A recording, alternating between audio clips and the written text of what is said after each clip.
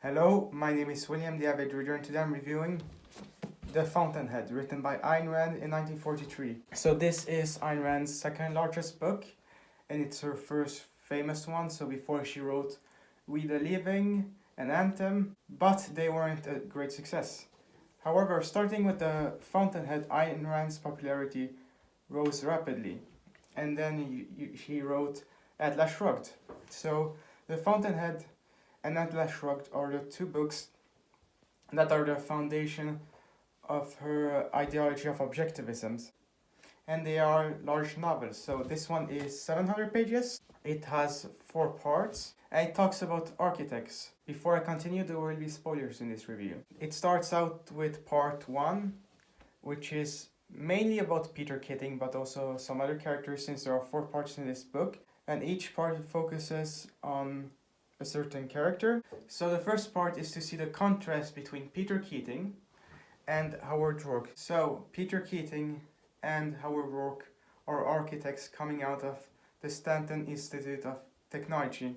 However, Peter Keating succeeded in that university while Howard Roark was expelled for being anti-socialist and things like that, because Howard Roark is this modernist builder, so he doesn't borrow from other cultures when he's building. He just builds what's necessary. So he's this modernist. While Peter Keating, he's a conformist. He builds whatever people like. And here you can see one of Ayn Rand's central views, that when you create something, you do it for yourself and you do it how you want. You do not conform to others. It's actually interesting. You can view the economy as a libertarian from 2 perspectives. You can view it from the consumer perspective, that the economy improves things for a consumer, or you can view it like Ayn Rand does from the producer's perspective, where everything is created because of the producer and thank God they exist. So they both go to New York. Peter Keating goes to work for Guy Francon, some average architect's firm, and Howard Roark goes to work for Henry Cameron, who is this type of architect. When he builds something, it's either his way or they can get out of here. So Henry Cameron is quite different from other architects, because a usual architect designs what the consumer wants in a certain style. So if you want it in the ancient Roman style, you get it in the ancient Roman style. Henry Cameron believes you design things for a purpose. So you should not add some old traditional style. You build for a purpose. So it is this type of modern, and probably inspires Howard Roark a bit. So the Howard Roark goes to work for him, and we see their careers going along. They both get some work done, but eventually Henry Cameron, he gets sick, so Howard Roark has to get another job. So he first goes to work for Francon at the insistence of Peter Keating. Keating is getting up the ranks at Guy Francon's office, but Howard Roark soon gets fired. So he goes to work on another firm, and then he becomes an independent contractor, because Howard Roark is the type of guy who he builds something and then some people are impressed. So he's just waiting for commissions, and although they are rare, when they arrive, he really puts his effort into it. While Peter Keating, he's just trying to move up the ranks. So the final success of Peter Keating is turning Francon and Heyer to Francon and Keating, because Keating goes to see this co-owner of Francon and Heyer, this old Heyer guy who hangs around the office but isn't useful anymore, and he causes him to have a stroke.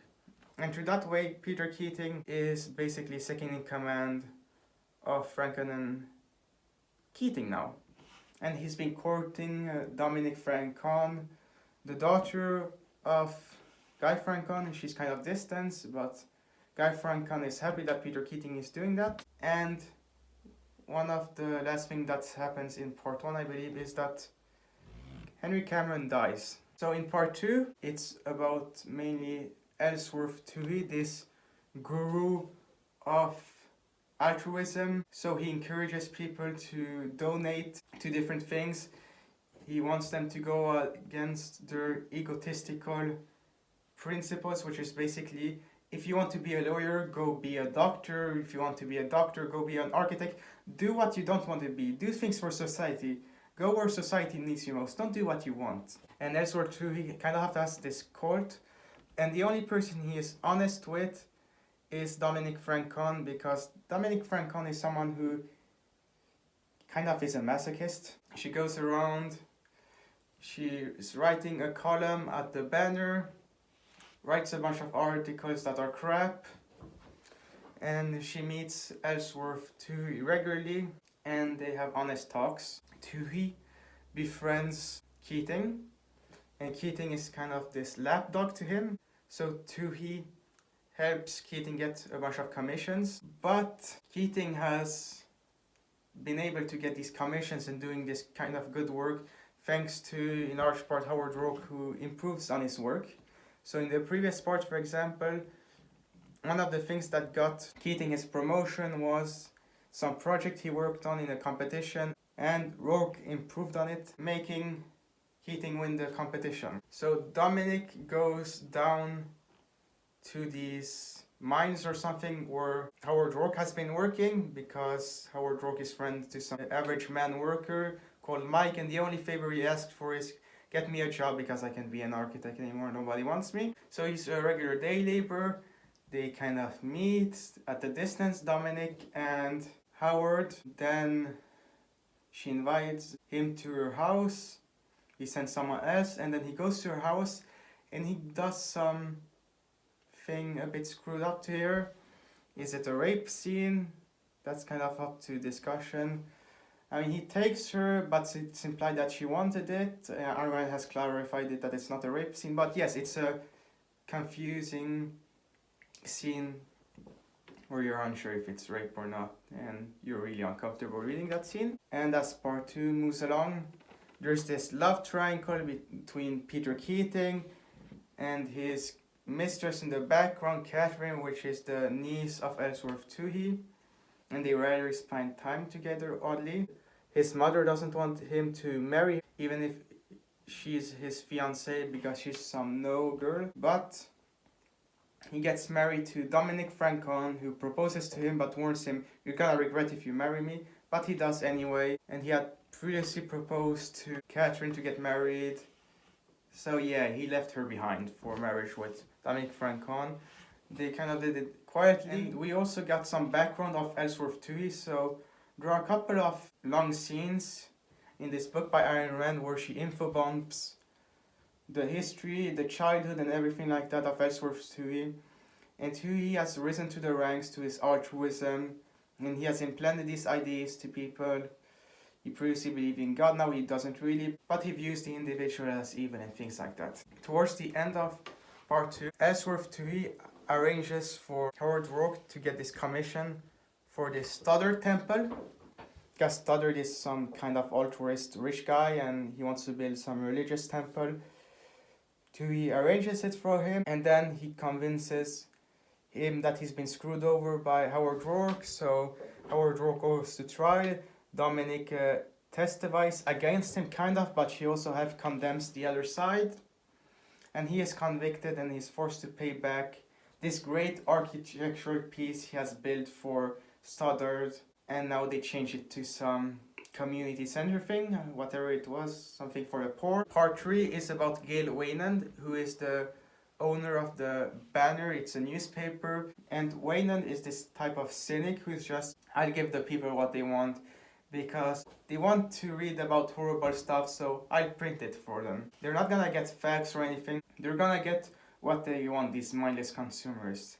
And that's how he rises to the ranks of newspapermen. He's worked hard as a child, like Howard Roark, but he becomes cynical. Originally, he was an honest guy. He did his things his own way. He worked hard, he fought for justice, but then he saw nobody really cares about justice, so I'm gonna give them the injustice that they want. And since then, he's this big guy, newspaper head. To gain a commission for Keating from Wynand, Dominique Francon meets with him and sleeps with him, and then eventually divorces Peter Keating. So Mrs. Keating, who's Dominique Francon, becomes Mrs. Wynand. Towards the end, she warns Wynand that he should fire Ellsworth Toohey, who's one of the columnists there who writes about architecture, because Toohey has this cult following and writes all this crap about individuals. But Wynand doesn't really care. He's a power-hungry money grabber because, yeah, he gave what the people want.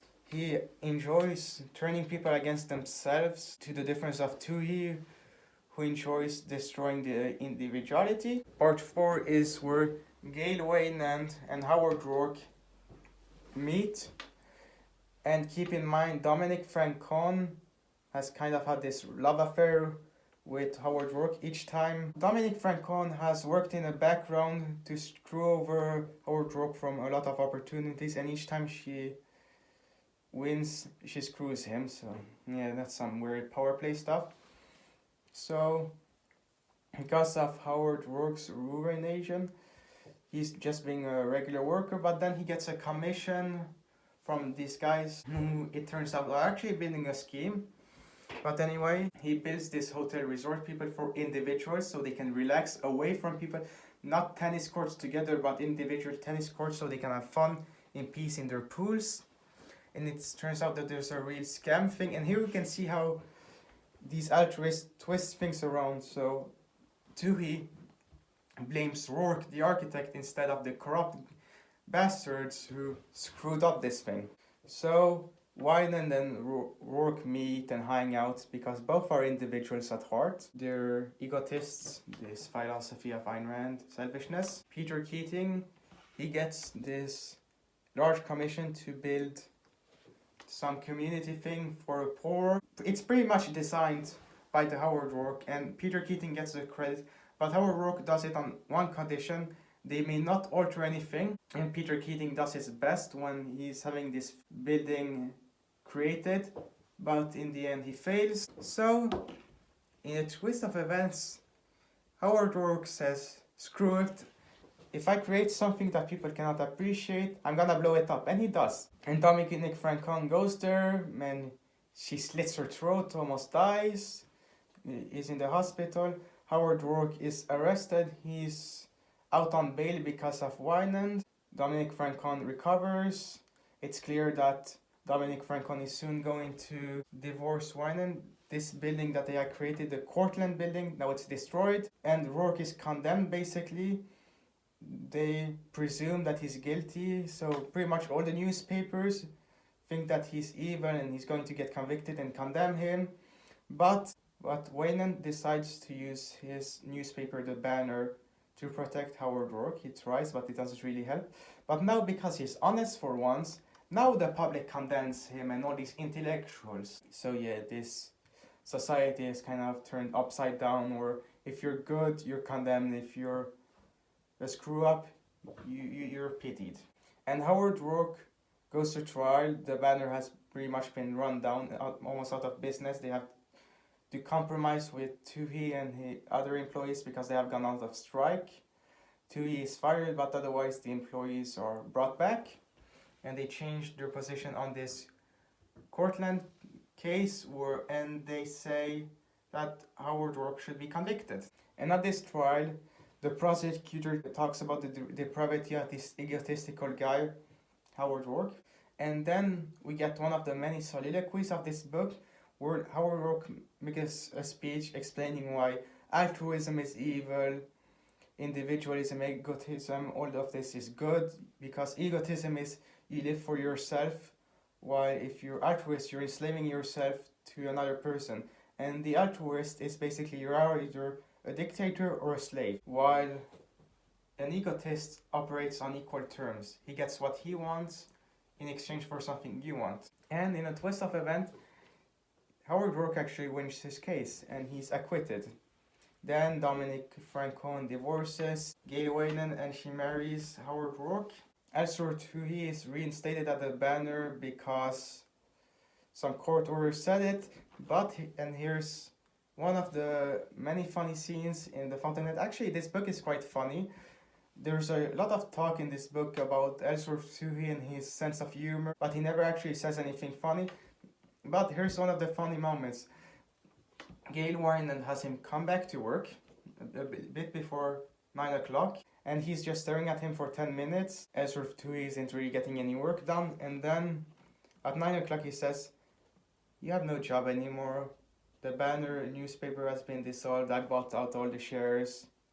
And yeah, so serves Ellsworth Toohey right even if he goes to work for another crappy newspaper. So Wynand then commissions Roark to build a giant skyscraper, and it's going to be the largest building in the world, and it's going to be the last of the great skyscrapers. And Howard Roark does this, and that's how the story ends, with Dominic Francois seeing the greatness of what Howard Roark has created. So, how would I rate The Fountainhead, written by Ayn Rand in 1943? I would say 8 out of 10. It's a good book. It's a really good book. It has a lot of great scenes, but it also suffers from the same things as Atlas Shrugged. It's too long. Sometimes these soliloquies go kind of nowhere. There are a bunch of scenes that are badly written, I would say. So yeah, it's a good book. It's an 8 out of 10. It's not a great book like We the Living, but if you want to understand individualism and the spirit to create, you read The Fountainhead. This is a great American novel if you want to see the concept of the American Dream. The American Dream is encompassed in The Fountainhead. So yeah, it's a good American novel. I definitely would recommend it if you're a person who's an individualist and wants to create something of your own life. It really inspires you to go out there and do your life's work. There are some screwed up things in this book, some scenes that aren't that great, that aren't well written. The thing that was great with We the Living is the characters were pretty much all nuanced. Here in The Fountainhead, it's in between Atlas Shrugged and We the Living. Atlas Shrugged has a bunch of unnuanced characters. You're either good or evil. The Fountainhead has a spectrum here. Some are evil, some are good, some are in between. But I would still say it's a little bit unnuanced. So that's one of the faults of The Fountainhead. So yeah, 8 out of 10. I recommend that you should read it, but not everything is great about this book. So this was the Avid Reader's review of The Fountainhead, written by Ayn Rand in 1943. I hope you enjoyed this review, and I will see you guys next time.